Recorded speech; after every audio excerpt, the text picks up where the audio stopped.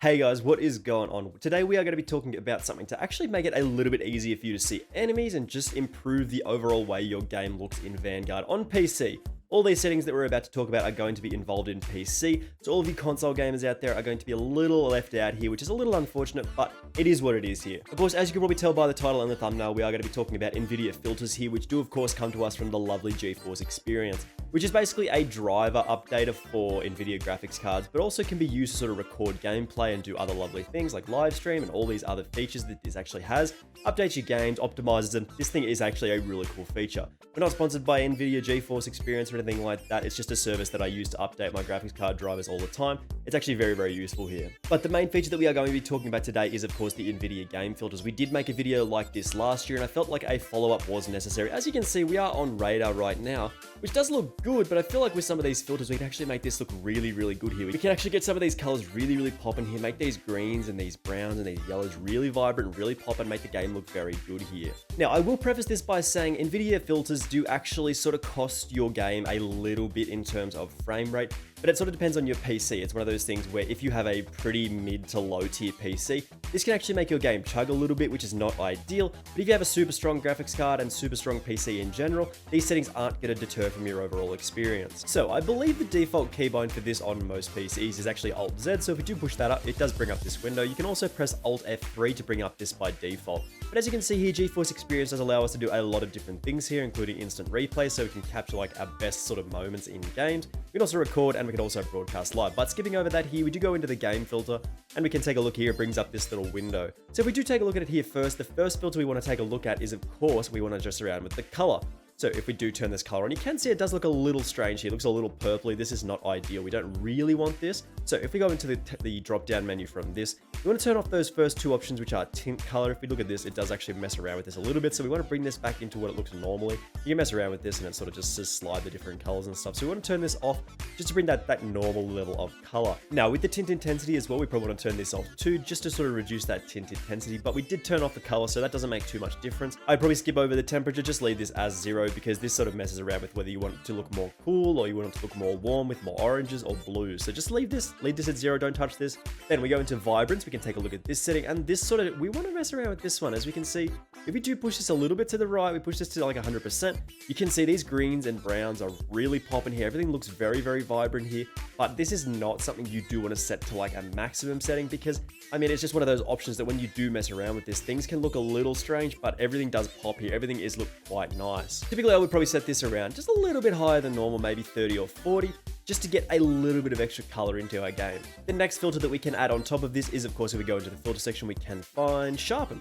Now, if we do look at Sharpen, we can drag this down. The intensity of our Sharpen, it sort of depends on how good your eyes are, but when you do add this filter, it sets it to 50% by default, and you can already see that the game already does look a little bit more sharp here. You can see the more defined edges of all these like graphics and textures and stuff like that. You can see the grain in this wood actually looks quite nice.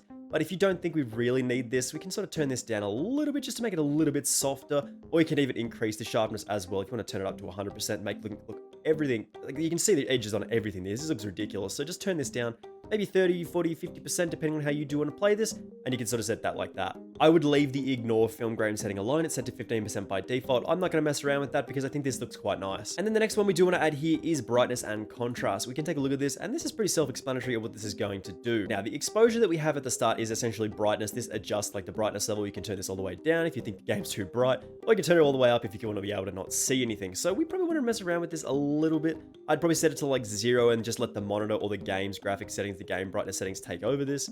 Yeah, and then we set it to 0%. Looks quite nice here. Again, with the contrast, we probably want to set this to 0 or at least a similar setting to what we set exposure to, just so we don't mess around too much with our actual settings. In the highlight section, this does come at 30%, which again, you can mess around with this to sort of make those colors pop a little bit more. As you can see, as we slide this up and down, everything just looks slightly brighter. Everything is a little bit more vibrant. So sort of set this about 30, 40%, depending on how you do want this to look. With the shadows, again, you can adjust this here. You can see how dark you want the shadows to be. Now, in competitive-ish Call of Duty games like this, we do actually want to sort of reduce the depth of those shadows, as we don't want really people to be hiding in sort of dark corridors where there's a little bit of an advantage there. So I actually turn the shadows down to about 30%. And as you can see in this section here, where there is a big shadow here, it actually like adjusts that color, which is actually really, really nice. As you can see, when it's turned all the way up, that shadow is quite dark. But when you do turn this down to about 30% or so, you can see that it's actually quite light in this shadow. It does look quite nice. And then the gamma, again, you can set this a little bit further down, but again, this is more of another brightness setting that you can fiddle around with and just sort of adjust this as you do see fit. I typically don't mess around with this too much, as my brightness setting is typically dictated by my game settings.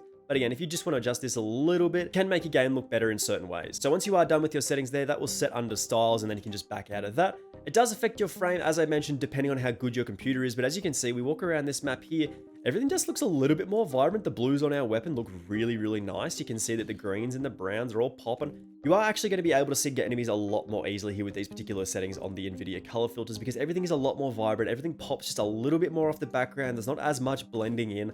Like if people are sitting in this area here, normally you might see that they do blend into this sort of brown, woodeny, sort of sandbaggy style background. But when you do see more of their uniform, it pops out a little bit more. You're more likely to see them, especially when they stand out, especially when they are using different colored camos. Like this blue one here, you're probably more likely to be able to see that when it is super poppy, super vibrant, and really does look quite nice here. Again, as I mentioned, this is probably not going to be for everyone, and you can pick and choose whatever settings you do prefer here.